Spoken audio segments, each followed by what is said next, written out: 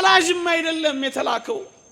ውረድ፣ ተወለድ፣ ሞት፣ ተሰቀል፣ አድን የተባለው አማላጅ አይደለም አይደለም። እና ማን ነው? ራሱ ነው። ራሱ። የተወደዳችሁ ክርስቲያኖች የመጣው ኢየሱስ ክርስቶስ አማላጅ አይደለም። አማላጁ አይደለም የመጣው ራሱ ከሦስቱ አካላት አንዱ አካል እግዚአብሔር ወልድ ነው የመጣው። ምክንያቱም አማላጆች ይሄን ማድረግ ስላልቻሉ ለዚህ ነው እርሱ ራሱ መጥቶ ያድናቸዋል። ቅዱስ ቄርሎስም ቅዱስ አትናቴዎስም ኢንካርኔሽን በተባለው መጽሐፉ ይህንን ቃል ተርጉሞልናል።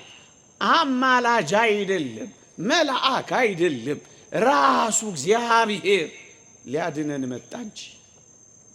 ወገኖቼ የመጣው አማላጅ ካልሆነ የሄደው እንዴት አማላጅ ሊሆን ይችላል?